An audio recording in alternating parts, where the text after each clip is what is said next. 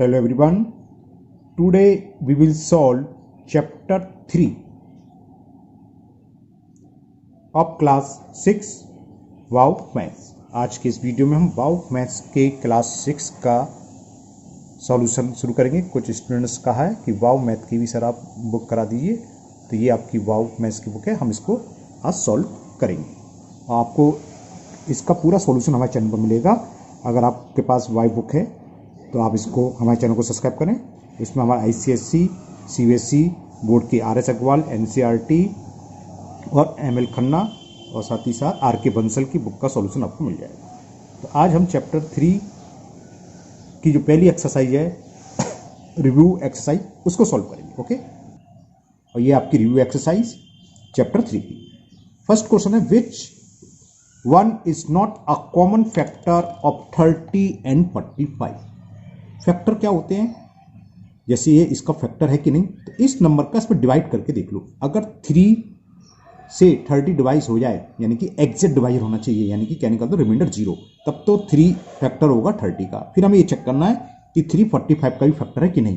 तो इन तीन में से, चारों में से 3 तो होंगे, एक नहीं होगा, क्योंकि पूछा है which one is not a common factor, कौन सा इन दोनों में कॉमन फैक्टर नहीं है। तो ऑब्जेक्टिव में सबसे सिंपल तरीका ये होता है, 3 से डिवाइड कर दो 30 में, 3 10 30 और 3 का डिवाइड 45 में, तो 15 3 जा 45, यानी कि 3 से 30 भी कैंसिल है, 45 भी, तो ये तो दोनों का कॉमन फैक्टर है। अब भी ऑप्शन देखें, 5 का डिवाइड करो 30 में, 5 6 जा 30 चला गया 6 टाइम्स, और 5 का डिवाइड 45 में, 5 9 जा 35 चला गया, तो ये भी दोनों का कॉमन फैक्टर है। 9 का डिवाइड करें 30 में, नहीं गया, और 9 का डिवाइड 45 में चला गया, 9 5 45, तो ये आंसर आ गया, क्योंकि 9 से डिविजिबल नहीं हो रहा 30, 30 इज नॉट डिविजिबल बाई 9, तो 9 is not common factor of 30 and 45। Last वाला भी चेक करा रहा हूं, 15 का डिवाइड करो 30 में, 15 2 जा 30 और 15 का डिवाइड 45 में, 15 3 जा, तो ये भी फैक्टर है, लेकिन 9 is not a common factor. तो क्वेश्चन नंबर 1 का ऑप्शन हो गया C 9। तो फर्स्ट का C is the correct option. Now question number 2।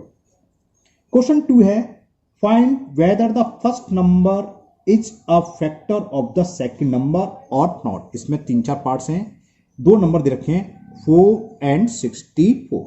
हमें यह बताना है कि 4 64 का फैक्टर है कि नहीं। तो सिंपल सा डिवाइड करना है हमें 4 का 64 में, 4 1 जा 4 है ना, 6 में से 4 सब्ट्रैक्ट करेंगे 2, ब्रिंग डाउन 4 6 जा 24, रिमाइंडर आ गया 0। अगर रिमाइंडर 0 आ जाता है तब जो डिवाइजर है 64 का फैक्टर होगा। तो रिमाइंडर 0 आ गया, तो this implies therefore 4 is a factor of 64। बस हो गया, ये करना था इसमें। सारे पार्ट सेम है। बी में हमें चेक करना है कि 22 88 का फैक्टर है कि नहीं। आप ओरली चेक कर सकते हैं, 22 4 जा 88 तो है, लेकिन हमें शो करके दिखा दो। 22 का डिवाइड 88 में, ये 4 टाइम्स गया, 4 2 जा 8, 4 2 जा 8, रिमाइंडर आ गया 0। रिमाइंडर 0 होना चाहिए। जब रिमाइंडर 0 होता है तभी ये कहलाता है एग्जैक्ट डिवाइजर। एग्जैक्ट का मतलब बिल्कुल एकदम पूरी बार चला गया, यानी कि कोई भी रिमाइंडर नहीं बचा। तो ये क्या हो गया, रिमाइंडर 0 है, इसका मतलब 24 फैक्टर है 88 का। तो लिख दो 24। हमें पूछा है कि फर्स्ट नंबर सेकंड नंबर का फैक्टर है कि नहीं। फर्स्ट नंबर क्या है 22, लिख दोगे 22 इज अ फैक्टर ऑफ 88। ये सॉल्व हो गया। Now C part. C part में हमें दे रखा है 7 फर्स्ट नंबर और दूसरा 56। ये तो ओरल दिखाई रहा है, 7 8 56 डिवाइड हो रहा है, तो 7 इज द फैक्टर ऑफ 56। लेकिन आपको शो करना है, शो करके दिखा दो कि फैक्टर है कि नहीं। हमने देखा 7 8 जा 56, रिमाइंडर आ गया 0, means 7 is the exact divisor of 8। जब एग्जैक्ट डिवाइजर हो गया, दूसरे शब्द में रिमाइंडर 0 है, इसका मतलब 7 फैक्टर है। तो लिख दो, तो 7 is a factor of 56। Now last D part इसका, और डी पार्ट है 9, 434। तो चलिए अब 9 का डिवाइड हम 434 में दें। 9 5 जा 45 ज्यादा हो जाएगा, तो 9 4 जा 36 सबट्रैक्ट करना है। बोरो दिया 13 में से 6 सबट्रैक्ट करा 7, ब्रिंग डाउन 4, 9 8 जा 72 और रिमाइंडर आ गया 2। अब तो 9 का डिवाइड 2 में जाएगा नहीं। अब यहां पर रिमाइंडर 0 नहीं है, तो लिख सकते हो दो तरीके कि remainder is not equal to 0। ये लिख देते हैं, लिखेंगे since remainder is not 0, remainder 0 नहीं है। जब रिमाइंडर 0 नहीं है इसका मतलब 434 का फैक्टर नहीं है। So therefore 9 is not a factor of 434। Clear? अब करते हैं question number 3। And the next question number 3, find the first 5 multiples of the following numbers. इसमें 4 पार्ट्स हैं। पहला 8, 11, 17 और लास्ट वन इज 22। इन सबके 5 फर्स्ट मल्टीपल लिखने हैं। चलिए करते हैं। पहला सॉल्यूशन इसका 8 का निकालना है। तो कैसे लिखोगे आप? सिंपल सी लैंग्वेज दिखा देता हूं। लिख दोगे फर्स्ट 5 मल्टीपल्स ऑफ 8 आर। कैसे करते हैं हमने बताया था, पहले 1 का मल्टीपल कर दो तो फर्स्ट मल्टीपल ये आ गया। फिर 1 के बाद 2 का मल्टीपल कर दो, 8 2 जा 6, ये सेकंड मल्टीपल आ गया। फिर 3 से मल्टीपल कर दो, 8 3 जा 24, ये थर्ड मल्टीपल आ गया। 4 से मल्टीपल कर दें 32, ये फोर्थ मल्टीपल आ गया। 5 5 निकालने सबके। तो सिंपल सी बात, हमें टेबल लिखनी है 8 की 5 तक, है ना। 8 1 जा 8, 8 2 जा 16, 8 3 जा 24, ये तो होता है। ये सब आ गया। अब इसका बी पार्ट हमें 11 के लिखने हैं। तो first 5 multiple of 11, first 5 multiple of 11 are. पहला 11 इंटू 1 11 ही होगा। स्मॉलेस्ट मल्टीपल वो खुद नंबर होता है ना। 11 इंटू 2 11 2 जा 23, 11 3 जा 33, ये थर्ड हो गया। फोर्थ के लिए 4 से मल्टीपल कर दें 44। अब अगर 3 पूछो तो 3 लिखते, 4 पूछे 4, लेकिन 5 पूछे तो 5 तक के मल्टीपल लिखने हमें। तो फिफ्थ मल्टीपल ये हो गया, है ना। और ये 5 मल्टीपल्स कर दे जब। नाउ सी पार्ट, सी में 17 का पूछा है। तो लिखोगे first 5 multiple, first 5 multiples of 17 are. क्या होगा? 70 इंटू 1, 71 जा कितने होते हैं? 17, 17 2 जा 34, 17 3 जा 3 से मल्टीपल कर दिया, थर्ड मल्टीपल आ गया। 4 से मल्टीपल करा तो ये फोर्थ मल्टीपल आ गया। और फिफ्थ मल्टीपल के लिए हमने 5 से मल्टीपल कर दिया, 7 5 जा 85। ये हो गया, है सिंपल से। नाउ लास्ट पार्ट 22 का पूछा है। तो 22 के निकालेंगे अब। First 5 multiples of 22 are. पहला 22 इंटू 1 कितना आ गया? 22। फर्स्ट मल्टीपल तो ये आ गया। सेकंड मल्टीपल के लिए हमने 2 से मल्टीपल करा और हमें 2 से ही मल्टीपल करना है। ये नहीं है कि आप 5 से कर दो, क्योंकि इसमें लिखा हुआ है फर्स्ट 5। अगर कहता राइट एनी 5 मल्टीपल तो आपकी चॉइस है, किसी से भी मल्टीपल करो, 3 से करो, 10 से करो, 11 से, जो चाहो आप लिखो। लेकिन यहां जब लिखा है फर्स्ट 5 तो 1 2 3 4 5 सब में वही करा है। 1 2 3 4 5 है ना। ये नहीं कि आप 6 से कर दो। 6 से कर दोगे तो आंसर आएगा वो उसका मल्टीपल तो होगा, लेकिन वो फर्स्ट 5 मल्टीपल में नहीं होगा। लेकिन यहां पूछा है फर्स्ट 5 मल्टीपल, तो फर्स्ट 5 का मतलब फर्स्ट 5 शुरू से 1 से स्टार्ट करना है और 5 तक। 2 से कर दिया, सेकंड मल्टीपल आ गया। 3 से मल्टीपल करा, 3 2 जा 6, 3 2 जा 6, तो 66 is the third multiple of 22। अब 4 से करेंगे, 4 2 जा 8, 4 2 जा 8, तो ये हो गया फोर्थ मल्टीपल ऑफ 22। 5 से मल्टीपल करें, 5 2 जा 10, कैरी 1, 5 2 जा 10 और 1 11। तो ये फर्स्ट मल्टीपल है 22 का, ये सेकंड है, ये थर्ड है, ये फोर्थ है एंड फिफ्थ। तो ये क्वेश्चन नंबर कौन सा था, 3 कंप्लीट हुआ। Now question number 4। Now question 4, इसमें 2 पार्ट्स हैं। पहला part A part, right 4 consecutive even number presiding 114। हमें 114 से शुरू के लगातार उससे पहले के 4 इवन नंबर लिखने हैं।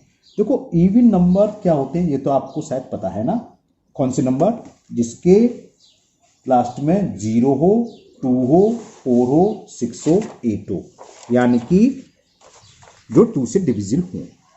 अब जैसे हमें कोई नंबर 14 दे रखा है, अगर हम पूछे इसके जस्ट बाद इवन नंबर क्या होगा तो कौन सा आता है 16, और पूछे जस्ट पहले क्या होगा, जस्ट पहले तो 13 है, 13 तो इवन नंबर नहीं, तो जस्ट पहले वाला क्या होता है 12, ये प्रेसिडिंग नंबर कहलाता है ना। तो निकालते कैसे हैं, अगर हमें आफ्टर का निकालना है तो जो नंबर देखा है इसमें +2 कर दो, तो देखो 16 आ गया। और अगर हमें इससे पहले का निकालना है, जो भी इवन नंबर देखा है तो उसमें -2 कर दो, तो ये पहले का, सॉरी 14 में से 2 सब्ट्रैक्ट करेंगे 12, तो ये पहले वाला आ गया है ना, चाहे वो इवन हो चाहे ऑड नंबर हो। अगर हमें एक ऑड नंबर दे रखा है 15, हम पूछे इसकी जस्ट बाद का ऑड नंबर क्या होगा, +2 कर दो। 17, देखो 15 के बाद क्या था 16 इज नॉट इवन नंबर, 17 हुआ तो कैसे निकलते +2, इसके बाद वाला क्या होगा, फिर इसमें +2 कर दो तो 19। इस तरह हम इवन और ऑड नंबर निकालते हैं, प्रेसिडेंट का मतलब पहले वाले। तो first 4 right 4 consecutive even number, तो लिखो 4 कॉन्सिक्यूटिव, थोड़ी सी लैंग्वेज लिखनी पड़ेगी, 4 यही है ना, कॉन्सिक्यूटिव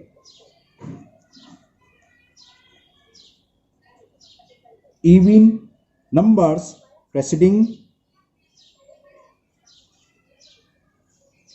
114 आर। तो 114 में से 12 सब्ट्रैक्ट करो, क्या आएगा 112। पहला तो ये हुआ। अब इससे पहले क्या होगा, इसमें से 2 सब्ट्रैक्ट कर दो, 112 में से 2 सब्ट्रैक्ट करेंगे, क्या आएगा भाई 110। 2 हुए, हमें कितने लिखने हैं 4, तो एक और लिखो अभी, 110 में से 2 सब्ट्रैक्ट करा तो 108, और लास्ट वन 108 में से 2 सब्ट्रैक्ट करा तो ये आ गया 106। तो ये लगातार 4 कॉन्सिक्यूटिव इवन नंबर है प्रोसीडिंग 114, यानी कि इससे पहले की 114 से जस्ट पहले 112 होगा, उससे जस्ट पहले इवन नंबर 110, और इससे जस्ट पहले 108, और इससे जस्ट पहले होगा 106। Okay, now B part of question number 4। Same basic question है, बस इसमें और पूछा है, वहां प्रेसिडिंग था, यहां सक्सेडिंग है। सक्सेडिंग का मतलब बाद वाली। क्वेश्चन है right 4 consecutive odd number succeeding 73। तो लिखते हैं, क्या लिखोगे, 4 कॉन्सिक्यूटिव ऑड नंबर, थोड़ी सी लैंग्वेज लिख देते हैं, 4 कॉन्सिक्यूटिव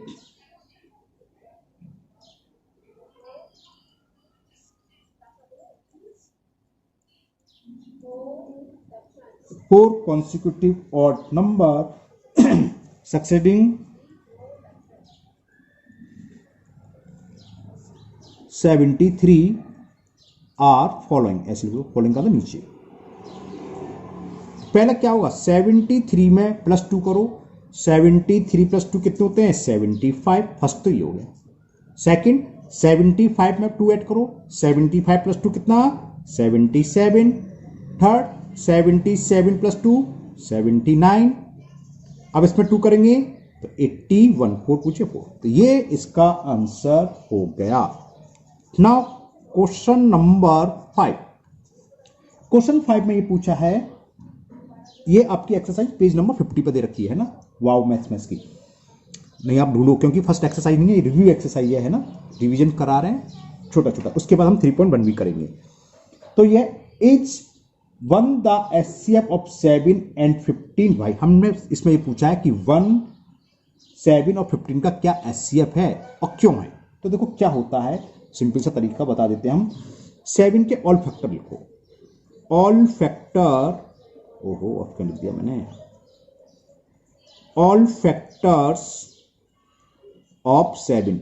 1 तो सबका फैक्टर होता ही है, और 7 का एक फैक्टर है 7, बस यही हुए। दूसरा नंबर है 15, तो ऑल फैक्टर ऑफ 15 भी लिख लो, ऑल फैक्टर्स ऑफ 15। 15 किससे डिविजिबल है, 1 से है, 3 से है, 5 से है एंड 15 से है। ठीक है। फिर इसमें इन दोनों में से कॉमन फैक्टर लिखो। इसमें तो सिर्फ एक ही कॉमन फैक्टर नजर आ रहा है, ये देखो, ये जो है 1 ही तो कॉमन फैक्टर है। तो कॉमन फैक्टर इज 1। 1 के अलावा भी हो सकता है, ऐसा नहीं है कि 1 ही होगा, लेकिन यहां कॉमन फैक्टर 1 ही आया। तो जब जो कॉमन फैक्टर अगर एक ही है तो ये इसका एचसीएफ कहलाएगा। तो 1 इज द एचसीएफ। हाँ, अगर 2 होते कॉमन फैक्टर, मान लो 7 यहां भी होता, तो एचसीएफ का मतलब फुल फॉर्म होती है highest common factor. Common factor यहां तो एक ही है, तो ये हाईएस्ट हुआ, तो एचसीएफ हो गया 1। अगर सपोज करो 7 भी होता तो फिर एचसीएफ क्या होता 7। यहां तो एक ही है, तो यही दोनों में है, तो लिख दोगे। ये पूछना is 1 is the HCF of 7 and 5 15, why reason बताना है, तो लिख दोगे बिकॉज ओनली का मतलब एक, कई सारे आते हैं, यहां इत्तेफाक से एक आए क्योंकि दोनों आपस में को प्राइम नंबर है। को प्राइम में हमेशा एक ही कॉमन फैक्टर है, वो होगा 1। तो because only 1 is the common factor of 7 and 15. So therefore 1 is the HCF, highest common factor of क्या था 7 and 15। तो ये क्वेश्चन नंबर 5 हो गया। बस इतनी सी लैंग्वेज लिखनी है और हमें कुछ नहीं करना। Now last question number 6। Question number 6 है what is the greatest number that will divided by 4 and 6 exactly. तो हमें वो ग्रेटेस्ट नंबर फाइंड करना है जो 4 और 6 को डिवाइड करेगा। तो ऐसे नंबर क्या होता है उनके एचसीएफ। तो थोड़ी सी लैंग्वेज लिख देते हैं, लिखो the greatest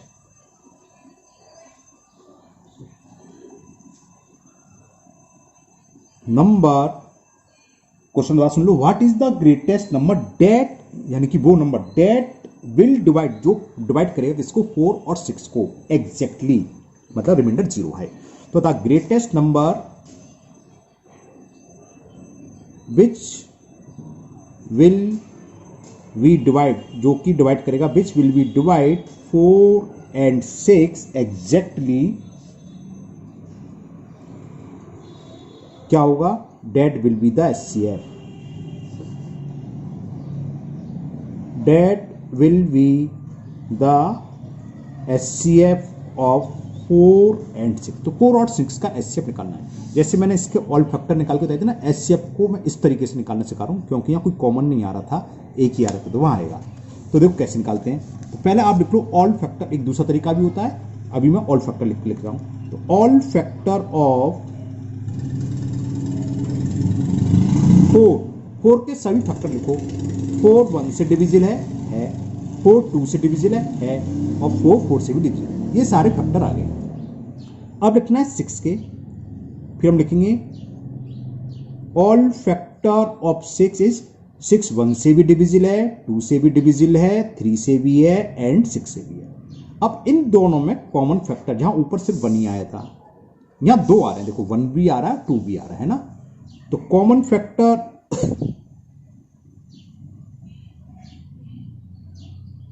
is 1, 2।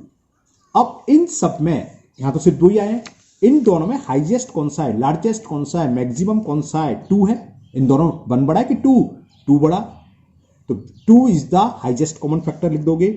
2 is the highest, दोनों में हाईएस्ट कौन सा, बड़ा है ना, 2 तो है। 2 is the highest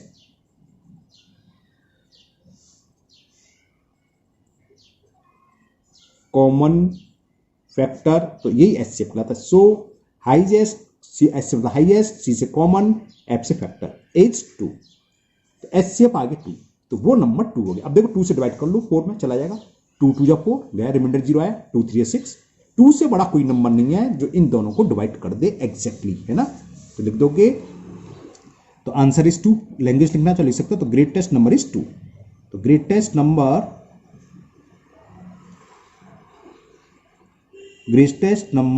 is 2 which will be divide, जो कि डिवाइड करेगा किसको, which will be divide 4 and 6 exactly. Clear? ये था question number 6। Now question number 7, ये आपको पूरा दिखाता हूं, ये क्वेश्चन नंबर 6 पूरा हो गया।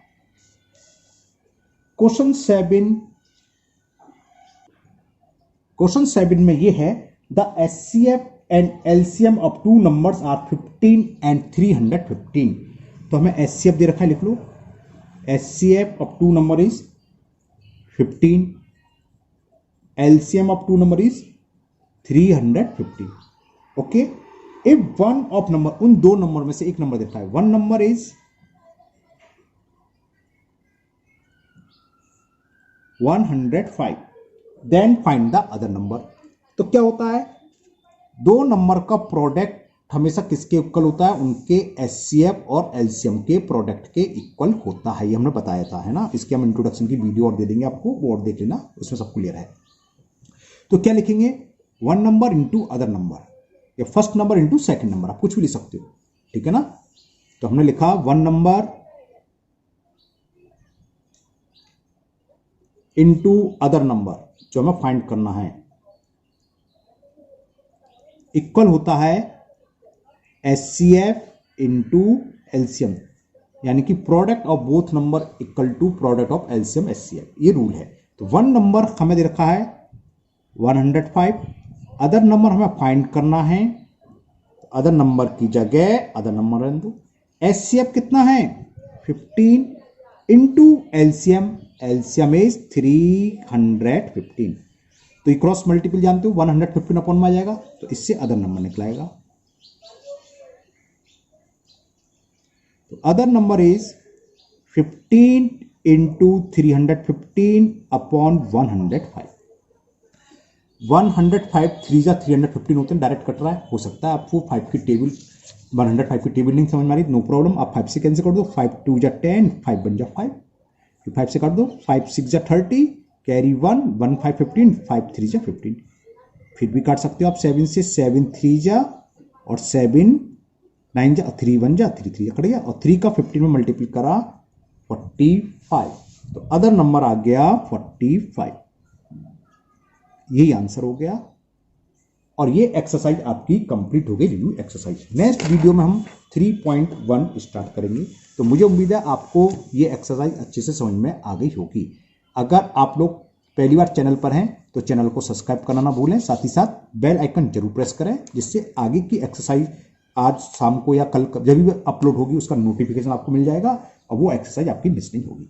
फिर मिलते हैं नेक्स्ट वीडियो में। Thank you, have a nice day.